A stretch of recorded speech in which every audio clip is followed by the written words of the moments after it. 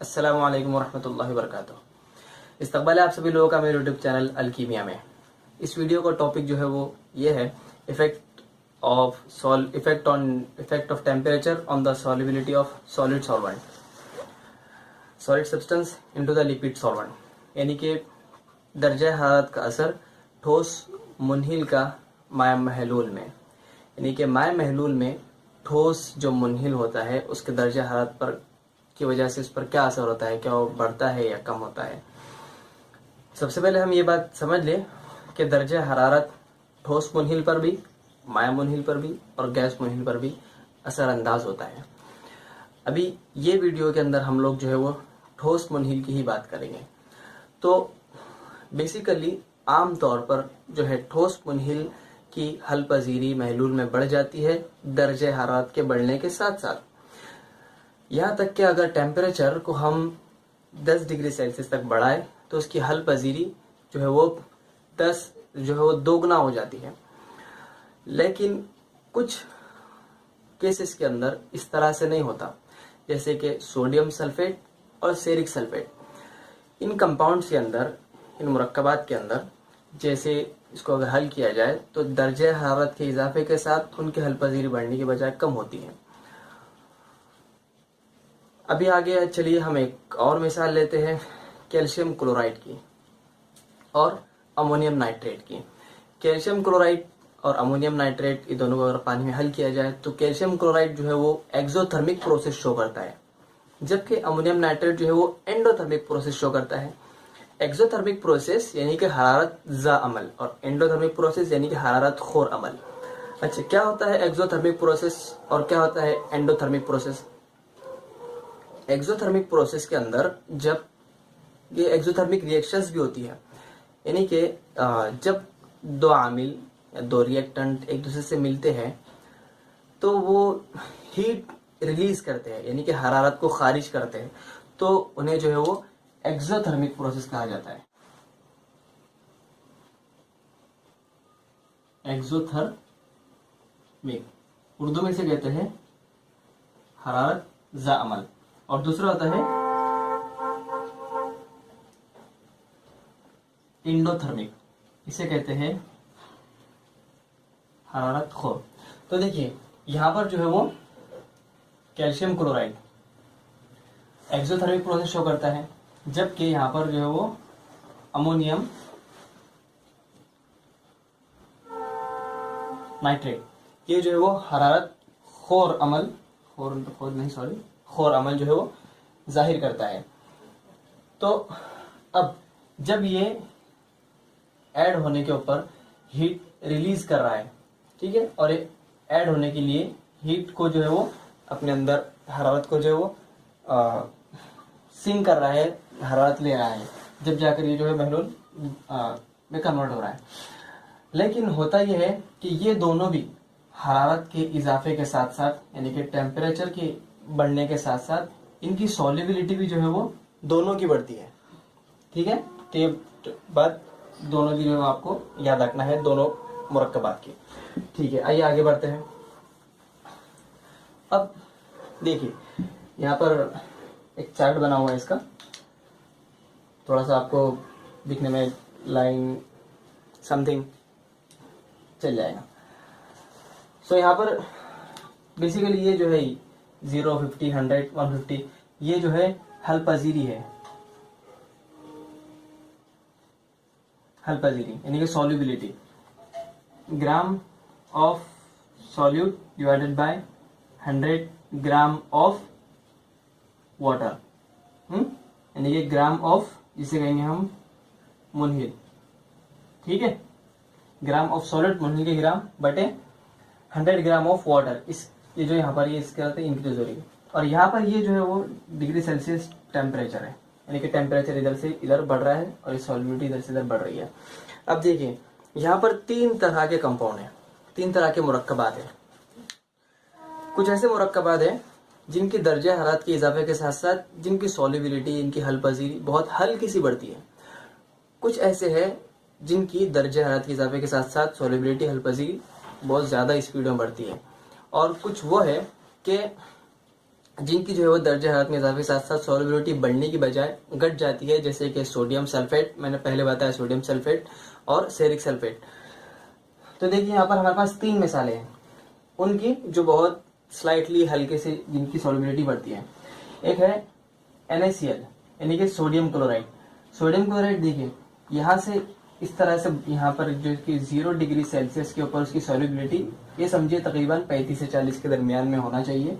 यहाँ से उसकी सॉल्युबिलिटी बढ़ती है बहुत हल्के से, ठीक है। और उसके बाद KCl पोटेशियम क्लोराइड, इसकी भी सॉल्युबिलिटी बहुत जरा सी बढ़ती है। ये टेम्परेचर 0 डिग्री सेल्सियस से लेकर 100 डिग्री सेल्सियस के दरमियान में, यानी जब टेम्परेचर को 0 से 100 तक किया जाता है तो उसकी सॉल्युबिलिटी के अंदर सिर्फ ये समझिए कि सिर्फ 10 या 15 gram of solute dissolve in 100 gram of water, यानी कि 100 ग्राम वाटर के अंदर उनकी सॉल्युबिलिटी सिर्फ इतनी ही बढ़ती है। मिसाल के तौर पे अगर x फर्ज करें हम कि x ग्राम NaCl या x ग्राम KCl 100 ग्राम वाटर के अंदर डिजोल्व हो रहे हैं 0 डिग्री सेल्सियस के ऊपर, तो 100 डिग्री सेल्सियस के ऊपर वो x प्लस 10 या 20 या इसके दरमियान में हम इसको सिर्फ मिसाल के तौर पे हम इसको कंसिडर कर रहे हैं कि बस इतनी ही उसकी सॉल्युबिलिटी बढ़ती है। 100 ग्राम जो है वो ऑफ सॉल्यूट यानी कि 100 ग्राम सॉल्युबिलिटी जो है वो बढ़ जाती है। इसी तरह से NaBr के अंदर भी ये देखिए 0 डिग्री सेल्सियस के ऊपर उसकी सॉल्युबिलिटी 120 या 110 के दरमियान में है और आगे बढ़कर वो 120 और 130 या 140 के दरमियान में चली जाती है, यानी कि ये भी बहुत स्लाइटली हल्के से बढ़ती है, ठीक है। यानी कि हमारे पास ये 3 हो गए, एक है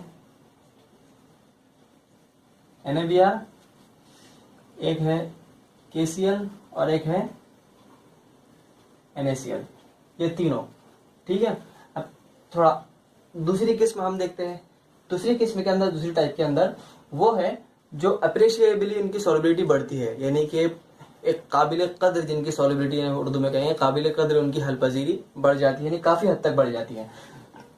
इसमें है KBr। देखिए KBr यहाँ पर जो है वो, मैं इसको उसकी मार्कर में लिख लेता हूँ। KBr ये देखिए 50 या 55 या 40 के दरमियान, 55 या 60 के दरमियान में ये होना चाहिए। यहाँ से बढ़कर 110 या 115 या 120 तक इसकी सॉल्युबिलिटी बढ़ जाती है। एक्चुअल में इसको ग्राफ के अंदर आपकी बुक के अंदर पूरी तरह से शो नहीं किया है, बस इसको इन बिटवीन बताया गया है के दरमियान में, तो इसलिए मैं भी आपको बस एग्जांपल ही शो कर रहा हूँ कि इतना इतना होना चाहिए। लेकिन बस हमको मेन समझना ये कंसिडर ये करना है कि किन मुरक्कबात की सॉल्युबिलिटी ज्यादा बढ़ रही है, किन मुरक्कबात की सॉल्युबिलिटी कम बढ़ रही है, ठीक है। तो KBr की हलपजीरी भी बहुत ज्यादा स्पीड से बढ़ती है। उसके बाद दूसरा हमारे पास ये NaNO3 यानी कि सोडियम नाइट्रेट, ठीक है। सोडियम नाइट्रेट की हलपजीरी ये समझिए 50 60 या 65 60 70 के दरमियान में होना चाहिए। यहाँ से बढ़कर वो 170 से 180 के दरमियान में उसकी सॉल्युबिलिटी बढ़ जाती है, ठीक है। उसी तरह से KNO3 की सॉल्युबिलिटी काफी हद तक बढ़ जाती है। ये देखिए ये 10 से 20 के दरमियान में होना चाहिए, यहाँ से लेकर तो वो 240 के ऊपर तक उसकी सॉल्युबिलिटी बढ़ जाती है। जबकि टेम्परेचर यहाँ पर 0 डिग्री सेल्सियस के ऊपर वो इतना है और 100 डिग्री सेल्सियस के ऊपर काफी हद तक बढ़ गया। समझ रहे हैं आपको? ये इस तरह से यहाँ पर जैसे जैसे ये टेम्परेचर इधर बढ़ता जा रहा है वैसे वैसे उनकी सॉल्युबिलिटी ऊपर की तरफ में बढ़ती जा रही है, ठीक है।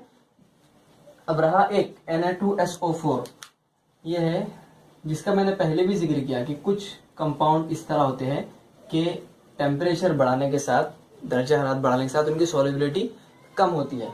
तो Na2SO4 का भी इसी तरह से ये टेम्परेचर यहाँ पर इस तरह से यहाँ से बढ़ रहा है और उसकी सॉल्युबिलिटी ऊपर जाने की बजाय जो वो घट रही है, उसकी हलपजीरी घट रही है, ठीक है। तो आपको उम्मीद करता हूँ यहाँ तक ये कॉन्सेप्ट इंशाल्लाह समझ में आया होगा। अब इसके अंदर आपको इसी टॉपिक के अंदर एक और चीज है, वो ये है फ्रैक्शनल क्रिस्टलाइजेशन, यानी कि कसरी कलमाओं, यानी कलमी शक्ल में मुरक्कबात का बनना।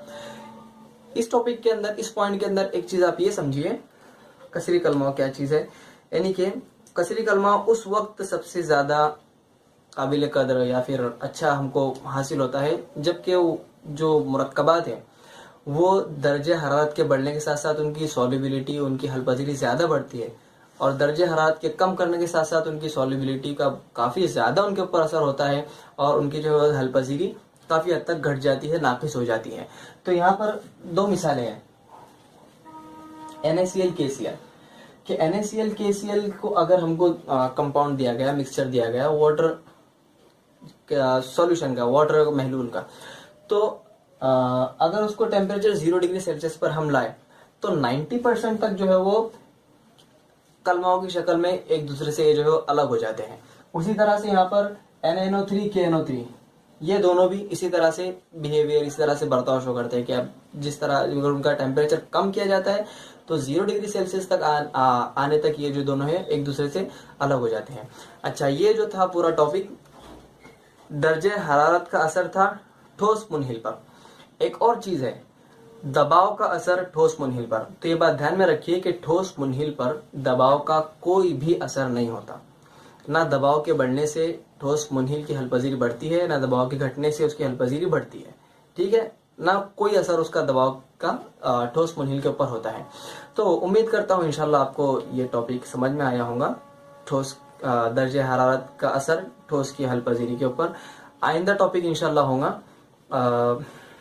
दर्जे हरारत और दबाव का असर गैस की हलपजीरी के अंदर। ठीक है, तो जब तक के लिए अल्लाह हाफिज, अस्सलाम वालेकुम।